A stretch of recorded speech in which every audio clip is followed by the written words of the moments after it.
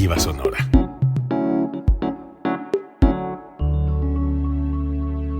Código Libre.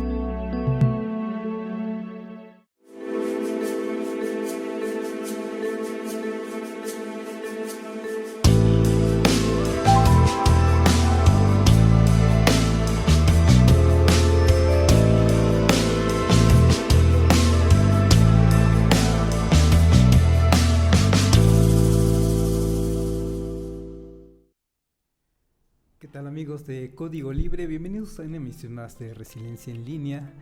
Gracias por acompañarnos desde donde estén, a través de Spotify o Facebook, o Video Televisión, plataforma, Vida de plataforma, siempre se me va cómo se llama exactamente, por radio o por donde quiera que estén. Gracias por acompañarnos. Hoy, como ven, nuevamente vamos a estar solos para seguir platicando con el asunto del proceso electoral, que cierran hoy las campañas, como sabemos todos. Hoy cierran las campañas, hoy cerraron los equipos de trabajo de Claudia Sheinbaum y en fin de todos los candidatos. En realidad tenemos 500 diputaciones en juego, tenemos 128 senadurías en juego, además de, me parece, 9 gubernaturas, 9 gobiernos del estado en diferentes puntos también de la república. Y vamos a estar comentando, precisamente así le quisimos titular al programa de hoy, el 2 de junio y algunos saldos del fin de campañas, un poco la perspectiva de qué viene después. Vamos a estar comentando, si queremos ver un poquito la agenda del día de hoy, las encuestas que hoy también, como hoy es el último día de campañas, se apuraron las encuestadoras para estar lanzando sus últimas encuestas.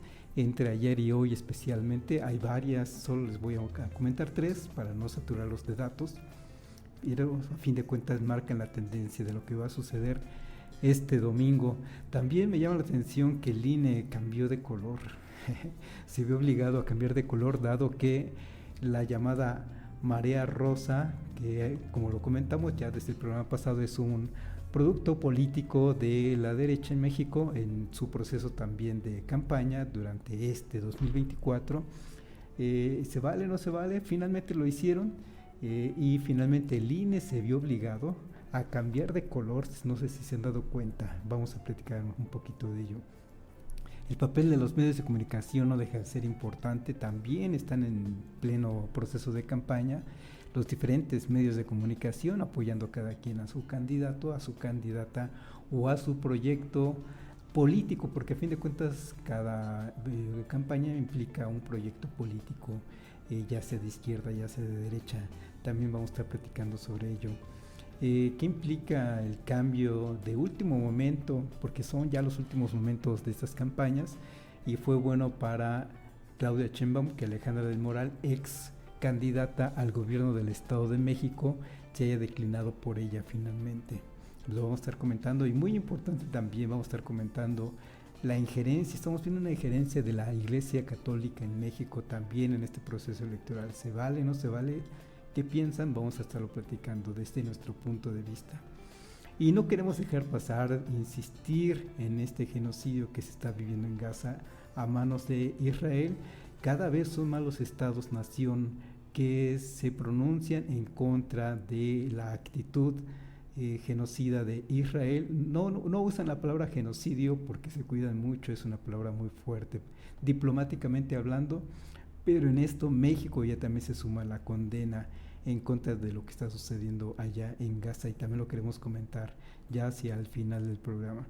Vamos a ver entonces, vamos a empezar entonces con el cierre de campaña, y vamos a comentar el cierre de campaña de Claudia Sheinbaum de manera muy breve, impresiones más bien de lo que nos provoca este evento, no tanto analizar el evento en sí, sino la impresión que nos causa, porque es la primer convocatoria que lanza a Claudia Sheinbaum masivamente, quien convoca a la gente a que la acompañe sin López Obrador, o bien, dicho de otra manera, esta vez no lo convoca López Obrador que ha llenado el Zócalo una y otra vez, desde 2006 podríamos decir que ha llenado el Zócalo una y otra vez. Cada vez que convoca López Obrador ha llenado el Zócalo. No es tarea fácil, la derecha lo sabe, que en su primer movimiento de llamada Marea Rosa no se animó a ocupar el Zócalo, después vio que tenía fuerza política y se decidió tomar el Zócalo y también lo ha llenado. También es interesante cómo es que como auditorios, digamos, auditorios públicos, auditorios al aire libre, los diferentes partidos políticos o fuerzas, en este caso fuerzas políticas, movimientos políticos pueden llenar o no el Zócalo. Hay que tener suficiente confianza para decir vamos a irnos al Zócalo, porque se tiene que ver lleno, no podemos convocar al Zócalo y que se vea medio vacío. Y ese es el reto principal de hoy, me parece, de Claudia Sheinbaum, que por primera vez convoca a la sociedad a que la acompañen políticamente hablando, más allá del cierre o no de campaña. Está invitando a la gente que la apoye. Y desde luego no está sola, está acompañada de su partido político esencialmente, Morena, y también acompañado por dos fuerzas más, pero son menores, el PT, el Partido del Trabajo, y el Partido Verde de México. Son menores, pero tenían los tres partidos la tarea de llenar el Zócalo, de que Claudia Sheinbaum y estos tres partidos llenaran el Zócalo, y tal parece que lo han logrado.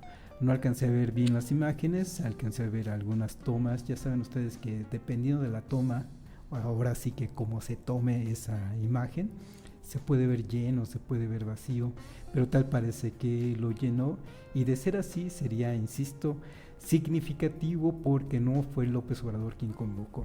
López Obrador, de entre las últimas convocatorias que hizo, fue precisamente mostrar a manera de estrategia, mostrar que también puede llenar el Zócalo, es decir, que también tiene fuerza política o fuerza popular para llenarlo, en contrapartida de los llenos que ha hecho en últimos tiempos la derecha a través de su producto político llamada la Marea Rosa. Importante entonces que Claudia Sheinbaum en su primera convocatoria llene el Zócalo. Eso es importante porque tienen que lanzar un mensaje de fuerza, pues desde luego a sus simpatizantes, pero también a la nación. También es interesante cómo es que los medios de comunicación, adelantando un poco, aunque en un momento más vamos a abordar propiamente el asunto de los medios de comunicación, cómo es que los medios de comunicación respecto a Claudia Sheinbaum ya no se están refiriendo a ella como el títere de López Obrador, como la sombra de López Obrador, o como la mujer que recibe órdenes de López Obrador, de manera misógina a fin de cuentas, desmeritando el trabajo de una mujer, nada más porque no corresponde a las fuerzas de la derecha, por tratarse de Claudia Sheinbaum. Y no solo eso, sino que también la han calificado o descalificado en función de su imagen personal y en función de su personalidad misma, llamándola mujer fría, en fin, como lo que ya han escuchado ustedes. Y la habían estado acusando de que es la sombra de López Obrador, o que vive políticamente hablando a la sombra de López Obrador, olvidando que ha gobernado la Ciudad de México por 6 años, o casi 6 años, y lo hizo muy bien, sin tener, ella misma dice que sin haber recibido una llamada del presidente de la República para darle alguna instrucción. Eso lo saben los capitalinos, quienes la calificaron muy bien. Ella misma se muestra, pues sí se ve sobria, pero no quiere decir que sea la sombra, que viva a la sombra de López Obrador. Y entonces los medios de comunicación han dejado ese discurso de que está a la sombra de él, pero la siguen manejando o más bien ahora la manejan como que es peor. Y entonces he escuchado unos que otros comentaristas de estas televisiones nacionales diciendo que es peor de mentirosa, en fin. Ahora ya se están dirigiendo a ella propiamente como jefe de Estado en todo caso. Si algo se nota con esta actitud de estos medios es que le están reconociendo como la jefa de Estado del Estado mexicano que va a gobernar a partir del 1 de octubre, pero ahora están yéndose todas las baterías en contra de ella. Están dejando ver, al menos algunos medios de comunicación, que no le van a dejar el camino fácil, las tareas de gobierno fácil en el país, y que ahí van a estar presentes ellas, hablando de las fuerzas de comunicación nacionales, en contra de Claudia Sheinbaum. ¿Le conviene a ellos o no? Ya vimos durante 6 años que no les ha convenido, ya vimos a la oposición que no le ha convenido estar en franca oposición en contra del presidente, porque tenemos al menos un presidente de la República con una alta popularidad que va desde los Los más modestos, digamos, en el periódico Reforma o en el Grupo Fórmula han dicho que 56% de popularidad, pero hay medios de comunicación que hablan de 75% de popularidad del presidente de la República.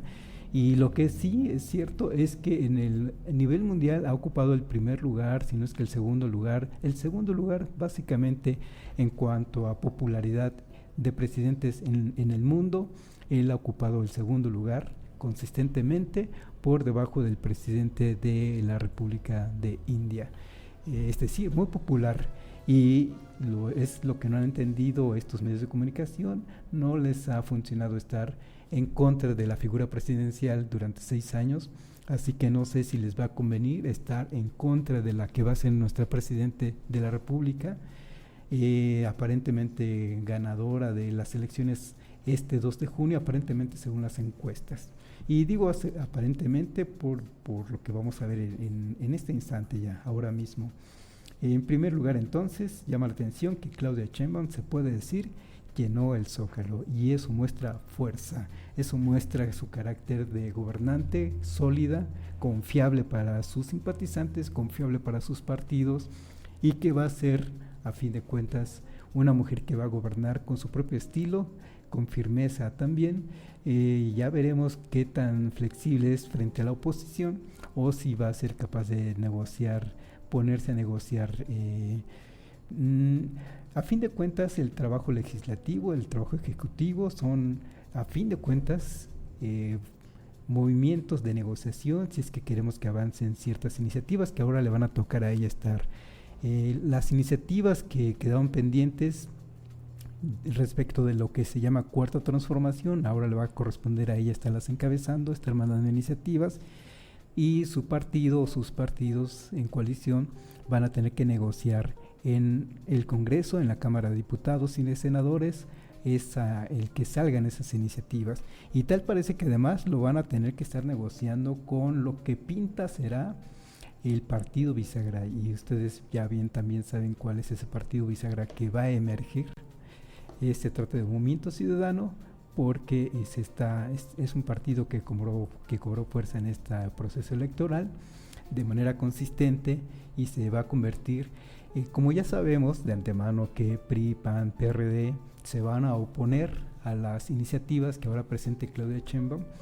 Bueno, necesitan un partido bisagra, eso nos referimos con bisagra, o un partido que le dé esos votos que le falten, y ese partido puede ser Movimiento Ciudadano también luego de esas elecciones. Va a resultar, me parece, muy fortalecido también como fuerza política.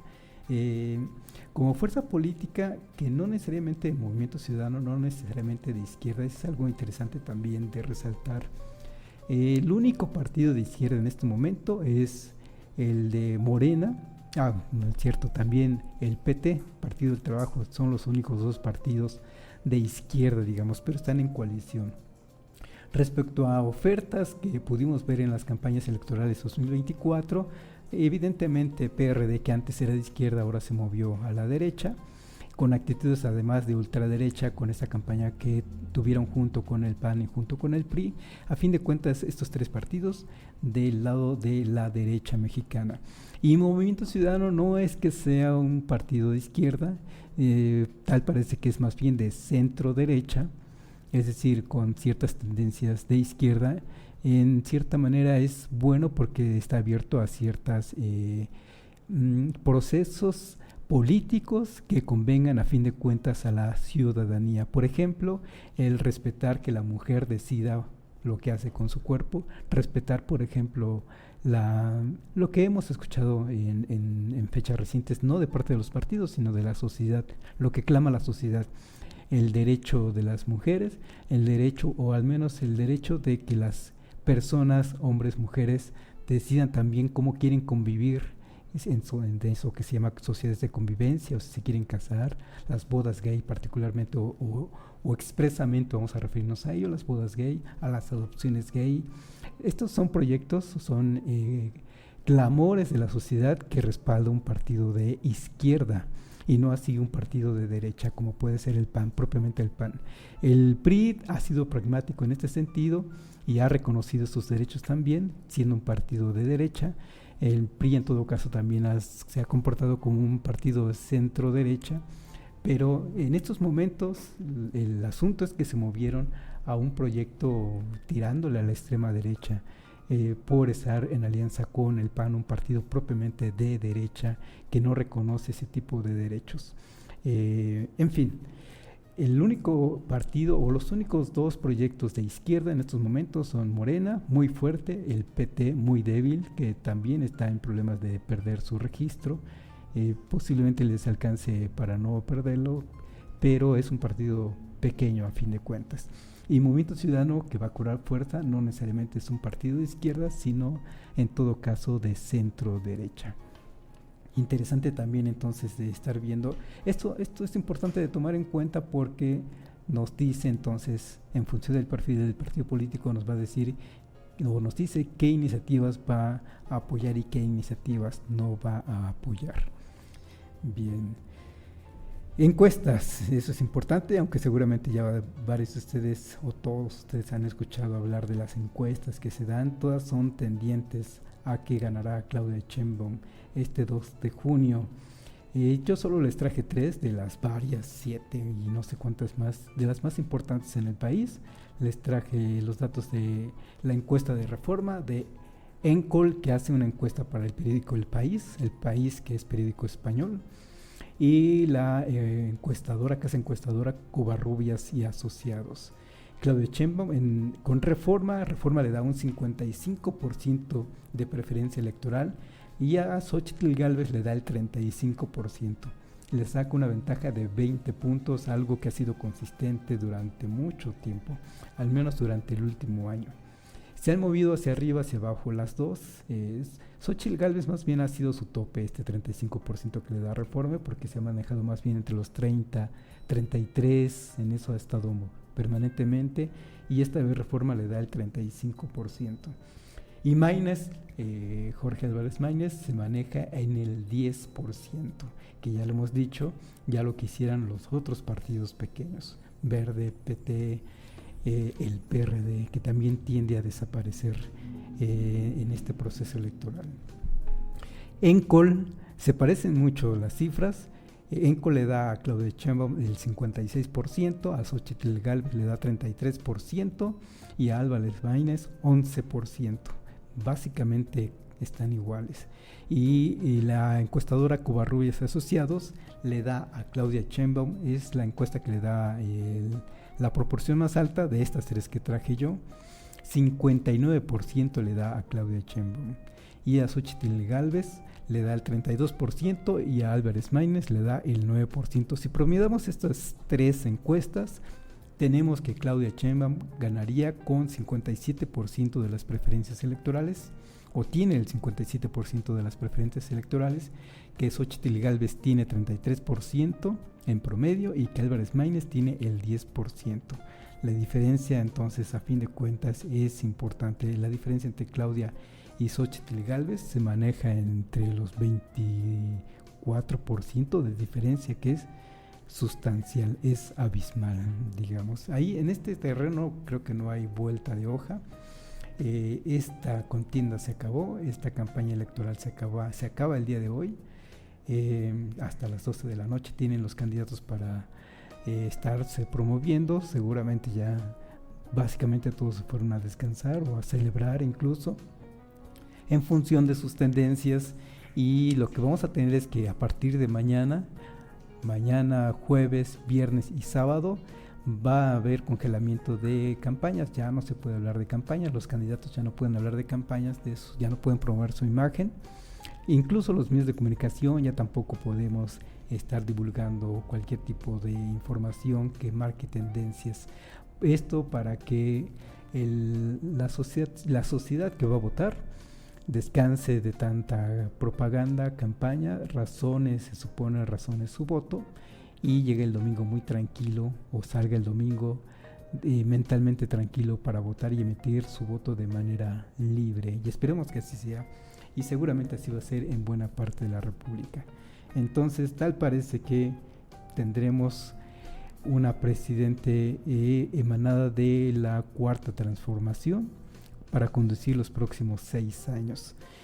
Lo que vamos a ver después, o con otros territorios del país, puede ser que entonces haya más disputa electoral, más disputa incluso en tribunales, en función de qué tan cerrado esté. La derecha se está saboreando ganar la Ciudad de México, pero la verdad es que tampoco. La verdad es que en este caso las encuestas también, si promediamos, digamos, a Clara Brugada en la Ciudad de México le da el 51% y a Santiago Taboada el 42%. Hay encuestas que lo cierran de a 52% para Claudia y 46% para Santiago Taboada. Hay quienes lo manejan hasta con un 4% de diferencia, pero la verdad es que aún así todavía es una distancia importante para Clara.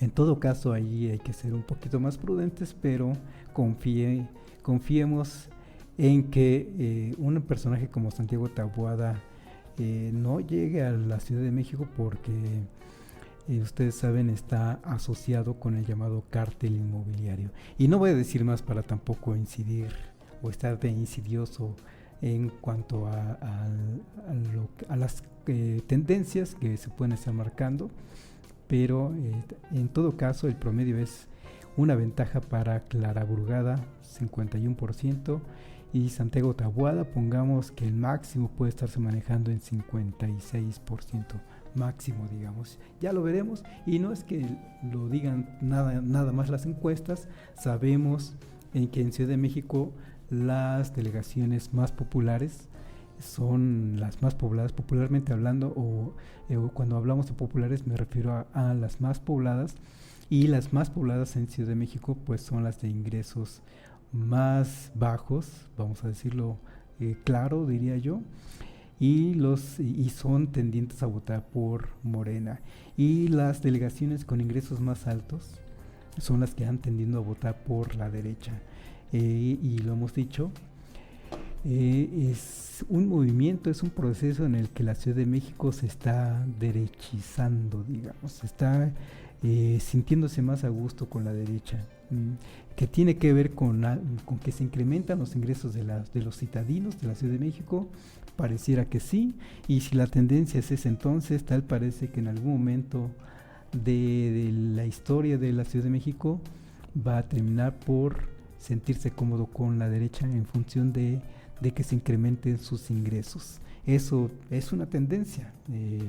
A fin de cuentas, las tendencias estadísticas así lo marcan.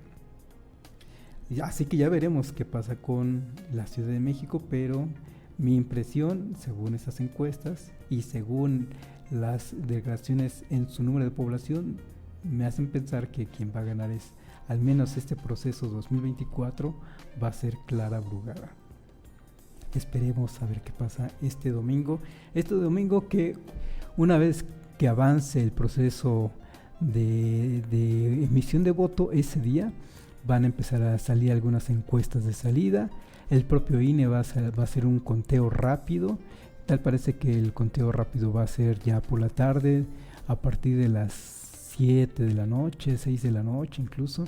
El conteo rápido es que conforme van cerrando las casillas en el país, los escrutadores, todos ciudadanos, todos elegidos de entre la sociedad civil, voluntarios, porque no se les paga a nadie de ellos, van a empezar a contar los votos y van a empezar a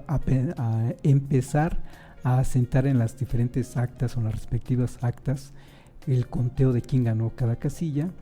Esa acta se le reporta ya en tiempo real a el INE, el Instituto Nacional Electoral, y este INE es que empieza a hacer conteos rápidos que a fin de cuentas marcan tendencias. Eso lo vamos a tener entonces quizá por ahí de las 7 de la tarde, porque pensemos en que las casillas tienen que cerrar a las 6 de la tarde, se hace el llenado de las primeras actas, entonces se comunica al INE y entonces quizá en eso pase esa hora que estamos teniendo de diferencia.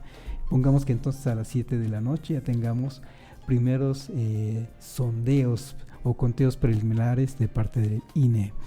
Y además sabemos que las empresas privadas, particularmente los medios de comunicación, También van a estar atentos a sondeos, a encuestas de salida que se les denomina.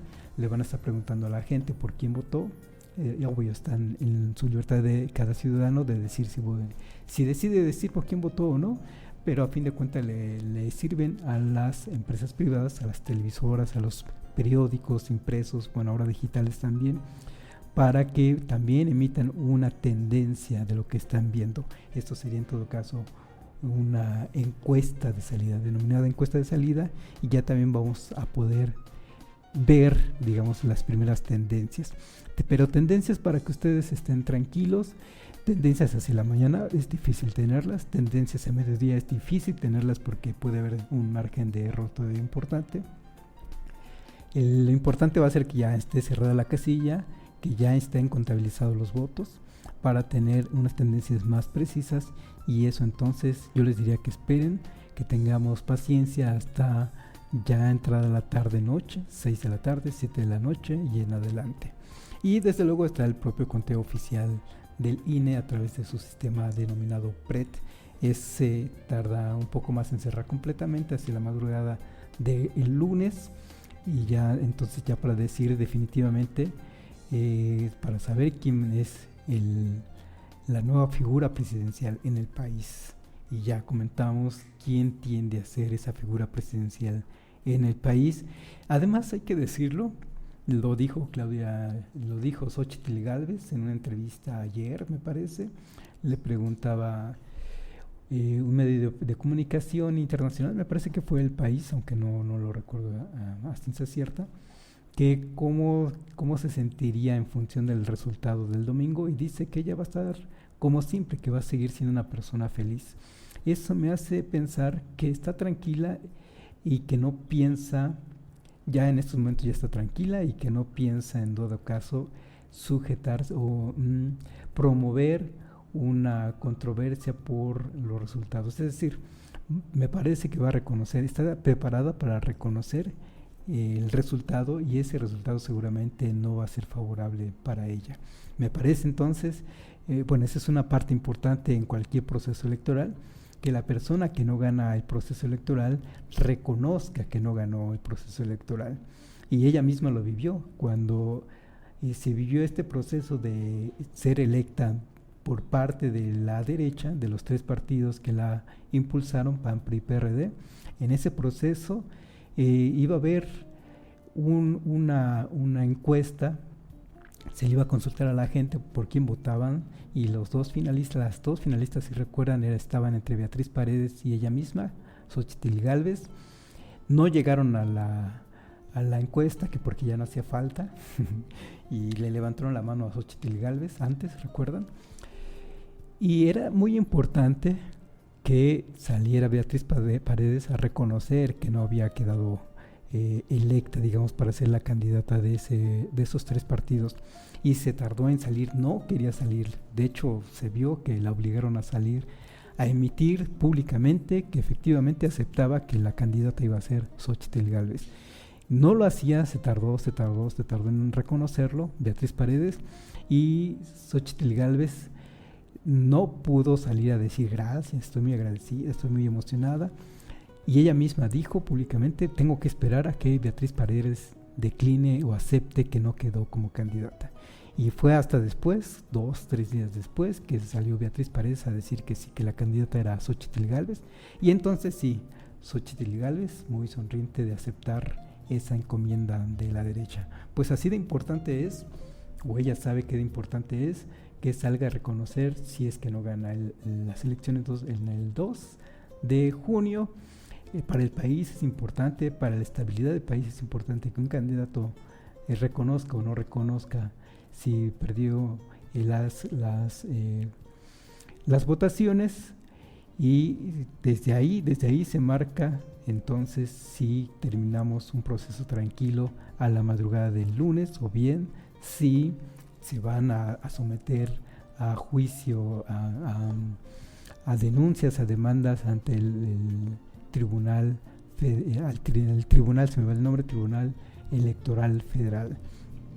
Y entonces, como con lo que les comento de la entrevista que tuvo, que dice que después del 2 de junio, ella va a seguir siendo feliz, tal parece que está tranquila con su conciencia y tal parece que va a reconocer el resultado sea cual sea. Importante entonces de que las candidatas y el candidato salgan a reconocer si ganaron, si perdieron, y en este caso más importante, que salgan a reconocer si perdieron. Lo mismo se esperaría de Álvarez Maínez, que es el tercer lugar, muy lejano tercer lugar, que también salga a reconocer si perdió el proceso electoral, si no le favoreció el proceso electoral. Bien, respecto al INE, me llama la atención, ustedes recuerdan que su presidente Guadalupe Tadei, les dijo antes de la concentración que tuvo Xóchitl Gálvez como cierre de campañas, que más de una de este domingo, el domingo pasado, que tuvo su cierre de campaña en el Zócalo, esta señora Guadalupe Tadei les dijo: por favor, no usen el color del INE, es el rosa, porque le corresponde al INE institucionalmente. Y como no le hicieron caso, sin decir nada, el INE ha estado cambiando el color de su institución hacia el color morado. Y desde luego se entiende porque si el INE sale con sus colores rosa para estar promoviendo el voto en general, para que la gente salga a votar este 2 de junio, si hace esa invitación con el color rosa, evidentemente se va a asociar el rosa con la dichosa marea rosa, es decir, con los 3 partidos políticos que impulsan esta marea rosa. Y eso no es equitativo a fin de cuentas. Y cambió al morado, ustedes se habrán, fíjense, si no se han dado cuenta, fíjense la última propaganda que ha manejado el INE, y es color moradito, es color morado. Y no sé qué va a pasar después de este 2 de junio, yo creo que va a volver al rosa, en espera de que se haya acabado las campañas, estos 3 partidos políticos se olviden de seguir usando el rosa, porque además ya se nota abiertamente un distanciamiento entre Guadalupe Tadei como presidente del INE de esos 3 partidos políticos. Se nota un distanciamiento en el que el INE de estos momentos, no el INE de Lorenzo Córdoba, el INE de estos momentos, encabezado por Guadalupe Tadei, no necesita que lo rescate nadie, que lo defienda nadie. Entonces, yo pensaría que va a esperar Guadalupe Tadei en que ellos, estos 3 partidos, PAN, PRI y PRD, depongan ya su intención de quedarse, agandallarse el color rosa y que el INE vuelva a usar institucionalmente este color rosa. Supongo, pero si estos 3 partidos insistieran en quedarse con el rosa, evidentemente el INE va a tener que cambiar de color para que no se le reconozca con ningún partido político en estos momentos así registrado entre el propio INE. Los medios de comunicación, interesante su estrategia, ya no vamos a comentar lo que hemos comentado, los medios de comunicación nacionales, su preferencia hacia la candidatura de Xóchitl Gálvez, sino se han saboreado mucho también ellos como empresas, a fin de cuentas son empresas, y a fin de cuentas son empresas que lucran económicamente. De eso viven, de estar buscando proyectos por los cuales cobran los servicios que dan. Se están saboreando, quieren quedarse con los debates. Han descalificado desde el primer debate, y recuerden que han sido 3 debates, y han descalificado la calidad de la transmisión de los 3 debates, especialmente el primero, que si las cámaras no enfocaban, que si era pésima la imagen, en fin, la organización, que si funcionó el reloj o no para las candidatas y el candidato, pero con el fin de descalificar a fin de cuentas, y abiertamente lo dijeron 1 o 2 comunicadores de esos medios de comunicación, que sería mejor si los debates los organizan los periodistas en medio de un foro de discusión de estos medios de comunicación nacionales. Estaban diciendo, pues sería bueno que las candidatas, el candidato, se presentará ante un grupo de periodistas y que sean los periodistas quienes les hagan preguntas. Y también consecuentes a esta actitud, digamos, invitaron a los 3 candidatos al programa Tercer Grado, que es de Televisa. Y ¿saben qué? La verdad es que le salió mucho mejor. En cuanto a debate, le salió mucho mejor a la televisora. Los hechos le dan la razón a la televisora, en este caso a Televisa, que tuvo el ingenio, tuvo la iniciativa y tuvo el poder también mediático para convocar a los 3 candidatos a su foro, acercarlos a su propio foro, invitarlos, vénganse, vamos a debatir, pero con periodistas, cada uno y con periodistas. Y los 3 candidatos hicieron un ejercicio interesante. Los propios periodistas hicieron un ejercicio interesante de discusión, en este caso entre periodistas y las candidatas. La verdad es que no ubico si también hubo ese debate con Álvarez Maínez, ese no me consta, lo voy a checar, pero al menos sí lo tuvieron, ese ejercicio lo tuvieron con Claudia Sheinbaum y con Xóchitl Gálvez. Y fue más interesante que con el propio debate organizado por el INE. El INE, que además, si bien el INE se encarga, es la cabeza de organizar ese debate, a la vez el INE contrató a una empresa para que se hiciera cargo logísticamente de la transmisión y del formato de ese debate, y la verdad es que sí quedó muy mal. Fue un formato, fue un proceso, fue una maquinación de parte de esa empresa y de parte del INE, y el INE a la vez tratando de negociar con los partidos políticos. Fue todo un proceso que lo que menos promovió fue el debate precisamente de entre los candidatos. Lo que vimos en el último debate, ustedes recordarán, es peculiar, vamos a manejarlo así, es peculiar cómo es que se presentaban, cómo es que se presentaron las candidatas y el candidato diciendo soy Xóchitl Gálvez, tengo el pelo corto, o no, ¿cómo fue? Los niños que hacían las preguntas, ¿verdad? Eran los que decían soy un niño y uso lentes y tengo el pelo corto. Tratando el INE muy en su papel incluyente, tratando de fomentar la inclusión, digamos. Se entiende la intención, pero para el debate pues simplemente no funcionó. Y ustedes vieron, los que vieron las presentaciones de las 2 candidatas en tercer grado del programa de Televisa, no estuvieron con esas medias tintas, digamos, se fueron directamente a las preguntas, a responder, y la verdad es que en cuanto a debate, para debatir y para conocer a las candidatas y al candidato, la verdad es que funcionó mucho mejor. En ese sentido, pues le vamos a dar la razón a estas televisoras que quisieran que los debates fueran desde estas casas de medios de comunicación, desde Televisa. TV Azteca desde luego también se moriría de ganas de transmitir los debates y diseñar los debates, pero en este caso entonces el INE tiene mucho que hacer para que tenga debates o para que ofrezca debates de veras interesantes a la sociedad. Hubo buena audiencia, aún así, respecto a los debates organizados por el INE, pero seguramente con otro formato como el que podemos ver en esta televisión, o como pudimos ver en esta televisión, les podría ir mejor. La intención, a fin de cuentas, del INE, de los partidos políticos, y no se diga de las candidaturas, es que sea visto por el mayor número de mexicanas y de mexicanos. Y en ese sentido no hay dudas, no hay lugar a dudas. Le salió mejor a la televisión.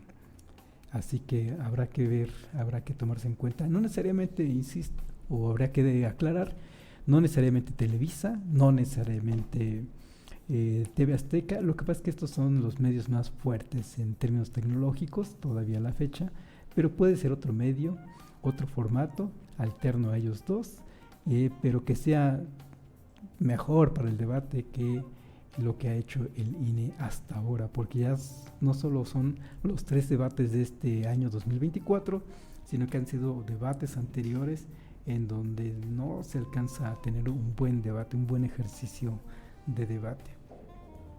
Otro rubro, digamos, que quiero comentar de estos medios de comunicación, este intelectual orgánico Jorge Castañeda ya le está diciendo a Xóchitl Gálvez que le recomienda desconocer los resultados del 2 de junio y está incidiendo en ello, que no se reconozcan, que salga a decir que no reconoce los resultados del 2 de junio.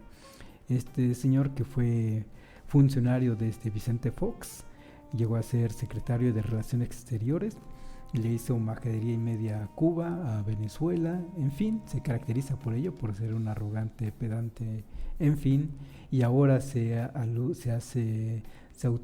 autodenomina a sí mismo, porque nadie le ha preguntado, asesor de Xóchitl Gálvez, y desde su programa en televisión abierta le manda consejos a Xóchitl Gálvez, que además les ha hecho caso. Jorge Castañeda también le ha dicho que haga campaña negativa, le dijo que haga campaña negativa, le dijo que ya para el segundo debate le dijera a Claudia Sheinbaum, así fueron mentiras, pero que le dijera frontalmente mentiras, y que no la dejara hablar, y que no importaba si lo que dijera era verdad o no, lo importante era atacar en serio a Claudia Sheinbaum, cosa que hizo Xóchitl Gálvez, como vimos.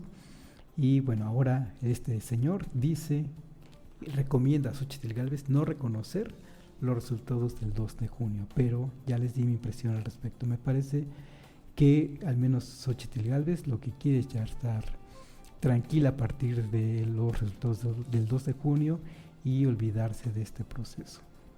Y lo que dice, quiere ser feliz en adelante, seguir siendo feliz en adelante. Otra cosa que también me llamó la atención es que la liguilla de entre Cruz Azul y América no se transmitió como solía hacerse cuando eran gobiernos el PAN y el PRI, que en pleno proceso electoral, en pleno jornada electoral, se les ocurrió poner la final de una liguilla, la final de un mundial, la final o un partido amistoso, México contra quién sabe quién se inventaban, con el fin de desmotivar que la gente saliera a votar. Esa era la intención, a fin de cuentas. ¿Por qué pones un partido de final de fútbol en un día de jornada electoral? Pues para que la gente se quede mejor en su casa viendo el partido, y ya después del partido sabemos que muchos se toman la fiesta del partido y se desmotivaba el voto. Y en este caso llama la atención que la liguilla se difirió. No fue precisamente el 2 de junio, fue en otra fecha. El asunto, tal parece que ya nos estamos acercando al final del programa, pero vamos a comentar algunas cosas rápidamente. Ustedes saben, ya vieron que Alejandra del Moral, candidata a la gubernatura del Estado de México el año pasado, ahora se suma a las filas, o al menos manifestó su simpatía respecto a Claudia Sheinbaum. Había necesidad. En términos políticos, dice Claudia Sheinbaum que no se va a sumar a Morena, no se va a volver militante de Morena, que no va a ocupar un cargo en su gobierno, pero le pareció a Claudia Sheinbaum importante mostrar cómo es que se desmorona el PRI. Esa, a fin de cuentas, es la estrategia. Días antes de la elección, y además de manera urgente, tal parece que fue una negociación que tuvieron en los últimos días, en los últimos momentos, y anunció a Alejandra del Moral finalmente que dejaba el PRI del Estado de México y que muestra su simpatía por Claudia Sheinbaum. Pero el asunto es que Claudia Sheinbaum, la Cuarta Transformación, están en búsqueda de ese plan C, de ganar la mayoría en el Congreso, la mayoría en Cámara de Senadores, de diputados, para que salgan después del 2 de junio, una vez ya siendo presidenta electa, una vez ya siendo presidente en funciones, a partir del 2 de octubre, tener el mayor número de curules, de senadores, de diputados, y que salgan las reformas que seguramente va a enviar. Que tenga mayoría calificada, digamos. Hay dos tipos de mayoría, la simple y la calificada. La calificada requiere de 2/3 partes de cada una de las cámaras para que avancen sin ningún problema las iniciativas que lance, como le sucedió a López Obrador en la primera parte de su gobierno, de 2018 a 2021. Esa condición cambió, ya después solo tuvo la mayoría simple, es decir, 50% más uno de esos dos cámaras, y ya no le posibilitó estar reformando la Constitución, sino simplemente estar reformando leyes que después, además, a pesar de que las aprobó algunas de ellas la mayoría simple de Morena, de PT y Verde, ustedes saben, lo han visto, que la Suprema Corte de Justicia de la Nación las echó para atrás. Y esto nos hace recordar que hay que reformar a esa Suprema Corte de Justicia de la Nación, y vamos a ver también qué pasa. Eso es parte de lo que se juega a partir del 2 de junio o con las votaciones del 2 de junio. Y por eso Claudia Sheinbaum está preocupada por fortalecer ese llamado Plan C, y por eso para ella resultó importante que en últimos momentos Alejandra del Moral, ex candidata al gobierno del Estado de México, se haya sumado no a su movimiento, porque no va a militar, tal parece, sino a fin de cuentas que muestre su beneplácito hacia Claudia Sheinbaum. Otro asunto importante, el asunto de la injerencia de la Iglesia Católica. Hemos visto cómo es que sacerdotes de diferentes partes del país están promoviendo el voto hacia Xóchitl Gálvez. Y tenemos, por ejemplo, al sacerdote de Guadalajara, un sacerdote de Guadalajara de nombre de Sergio Joel Asensio. Tenemos al obispo de Chilpancingo también, Salvador Rangel Mendoza. Tenemos al padre tenemos ahí se me fue un tercer nombre, como ejemplos nada más, pero a fin de cuentas estas personas de la sacerdotes católicos llamando a votar por Xóchitl Gálvez, incluso en medio de su misa, uno de ellos, el señor Sergio Joel Asensio, diciendo que no sean idiotas, diciendo no hay que ser idiotas, hay que votar por Xóchitl Gálvez. Y también le llamó idiota a López Obrador, dijo, ese idiota que se cree presidente. Es decir, perdiendo la compostura completamente estos señores. Más allá de que la Constitución prohíbe a las personas de culto, a los sacerdotes en este caso, a inmiscuirse en los procesos políticos del país, más allá de esa violación, pues sí nos amerita una reflexión de si se vale o no se vale que las personas que encabezan los cultos en el país, en este caso católicos, podrían ser no católicos. El propio episcopado de México también promoviendo el voto. ¿Se vale o no se vale? Yo no me escandalizo tanto porque estos católicos o estos padres católicos, obispos católicos, jerarquía católica promuevan el voto, porque también desde hace tiempo, mucho tiempo, al menos desde que yo tengo conciencia política, en América Latina, esto es a finales de los 80, imagínense, ya se hablaba de la teología de la liberación. Esa teología de la liberación que la reconocíamos o la identificábamos como aquellos sacerdotes, porque en este caso no es la jerarquía católica, sino que son sacerdotes en lo individual, y en México hay ejemplos.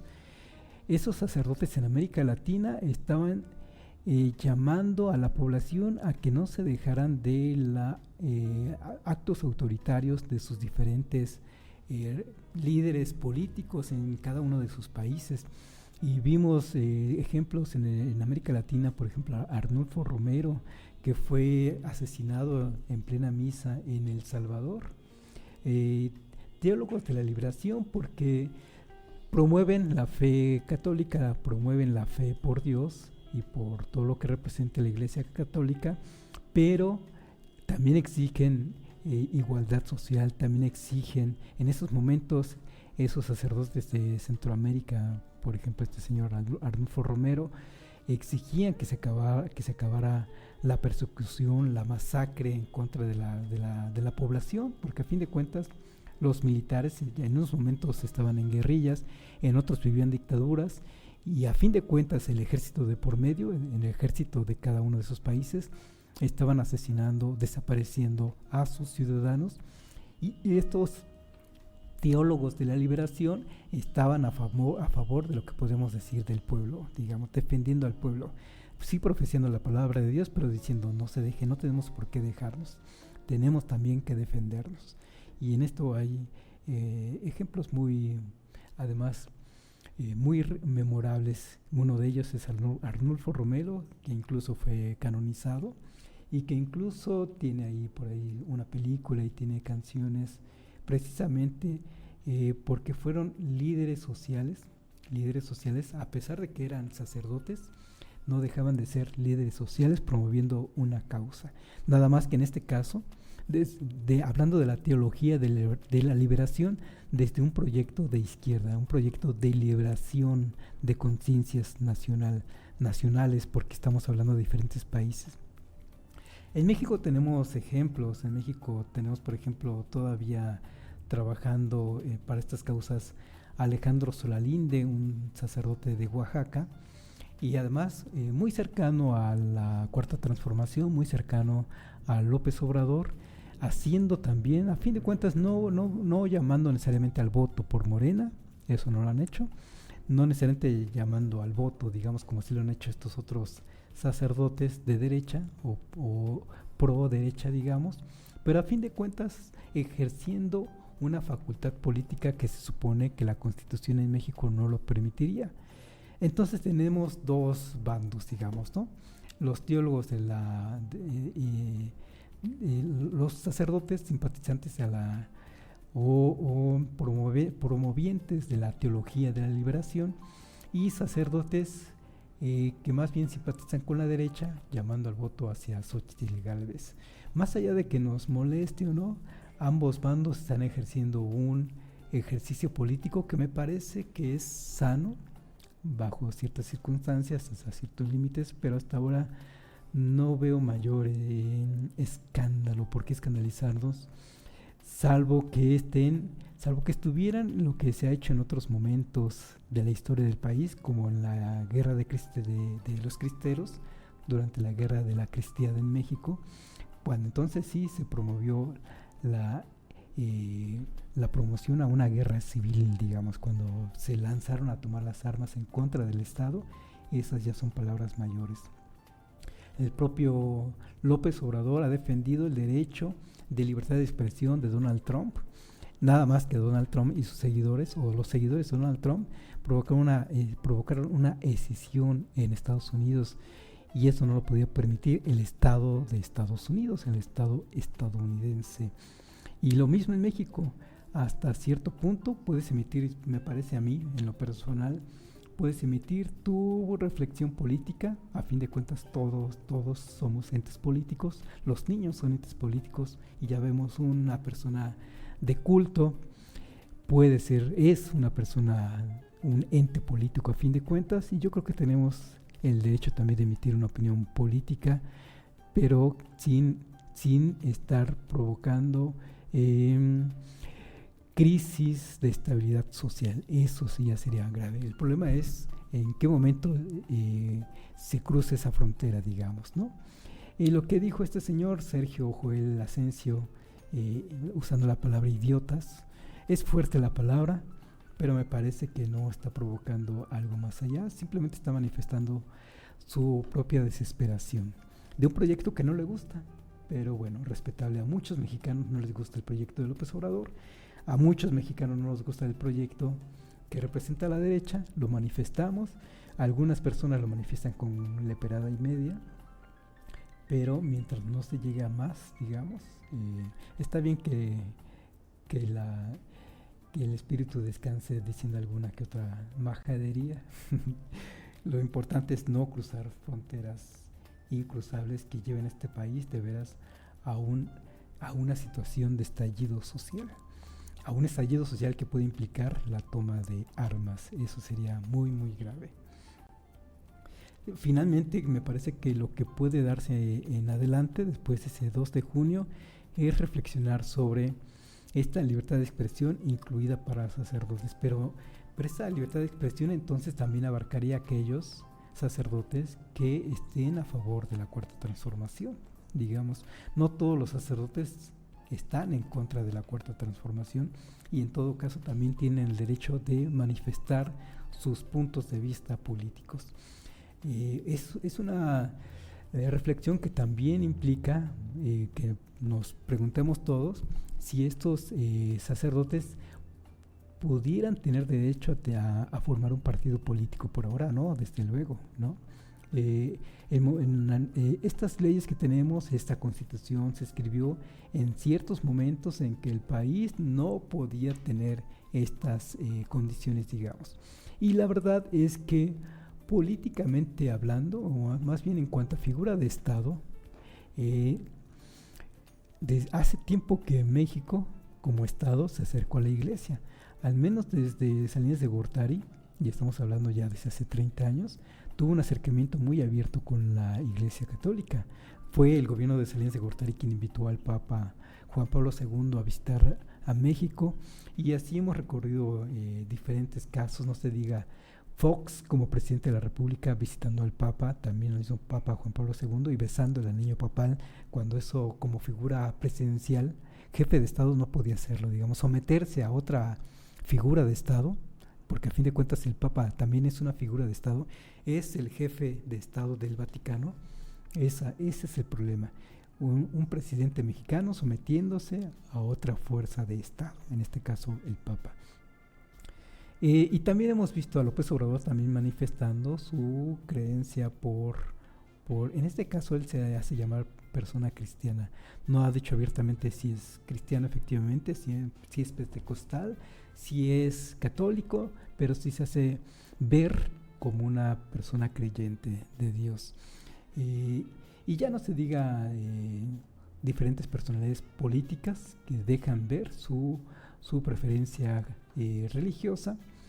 Yo creo que todo eso es respetable y en todo caso implicaría estar reflexionando si hace falta cambiar las leyes y en dado caso cambiar la Constitución, al menos para la reflexión. Esto queda para la reflexión.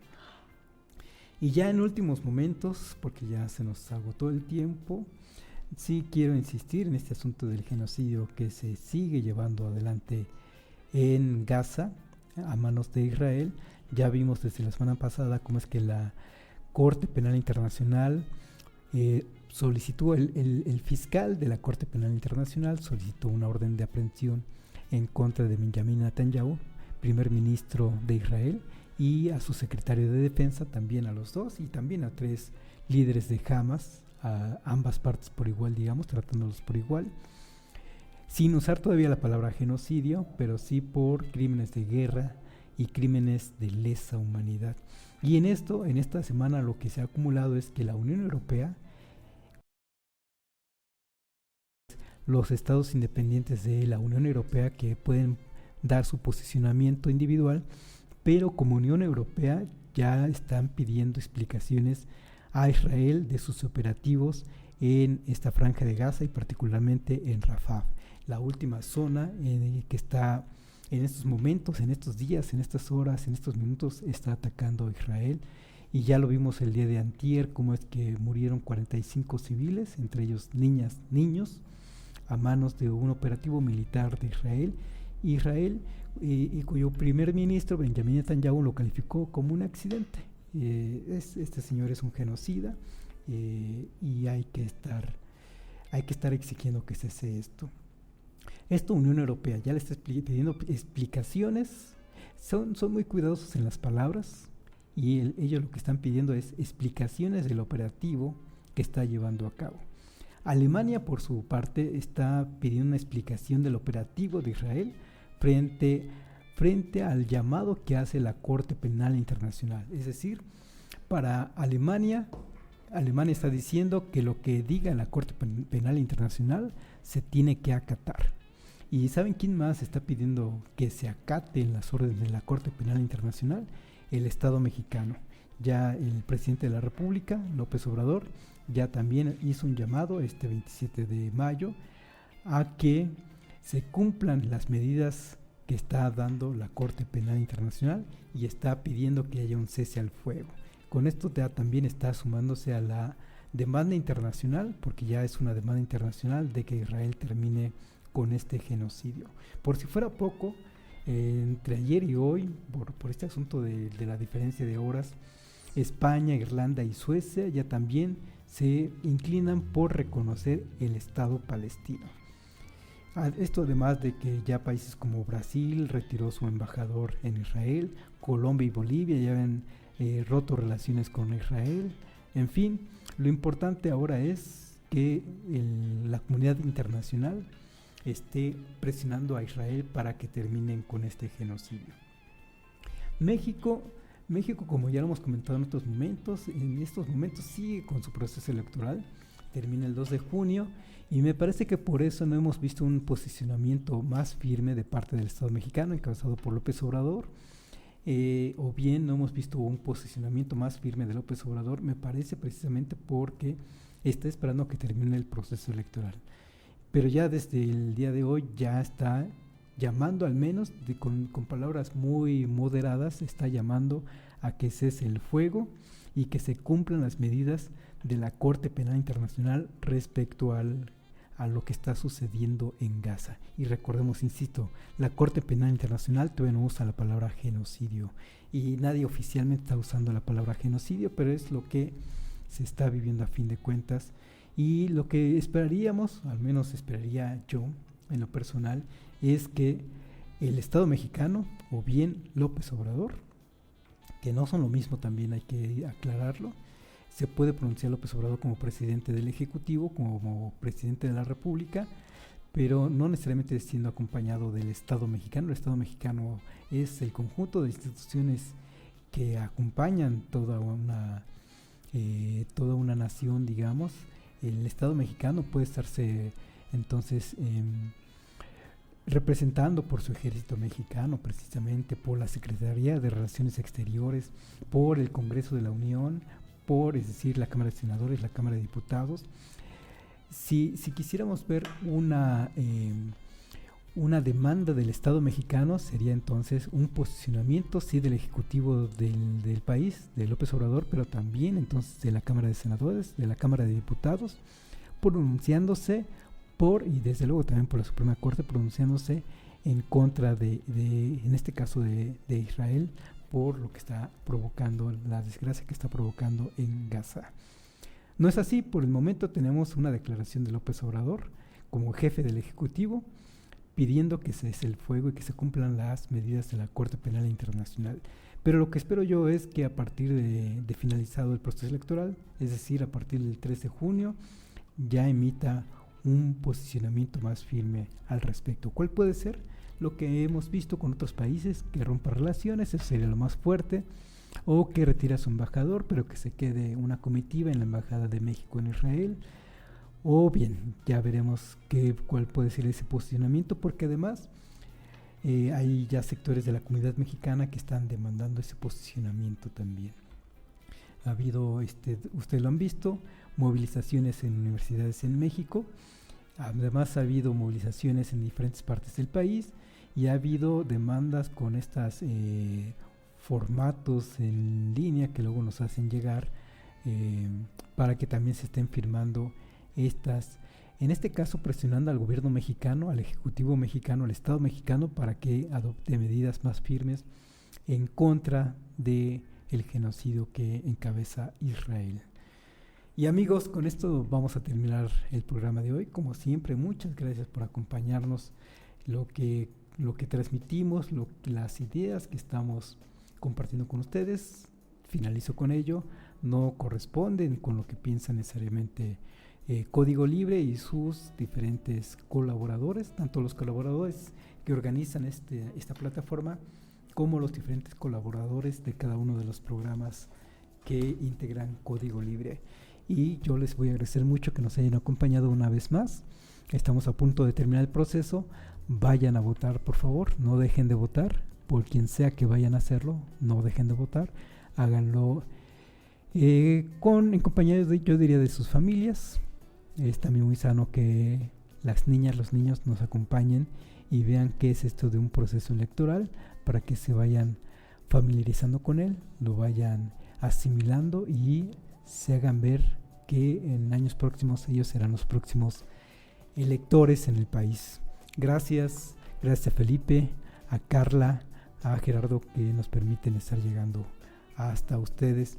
Se acabó el proceso y lamentablemente no nos dio el tiempo tampoco en estos programas de estar comentando el proceso local, pero les prometo que voy a estar invitando a los diferentes representantes de estas fuerzas políticas en lo local, en este municipio, para que nos cuenten de su experiencia, ya una vez que terminó precisamente también este asunto de las diferentes restricciones que tenía el INE para los canales, que además se aplican con estricto rigor para canales pequeños como este.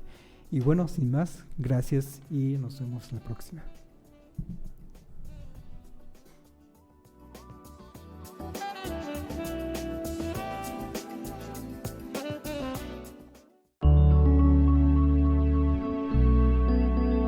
Código Libre.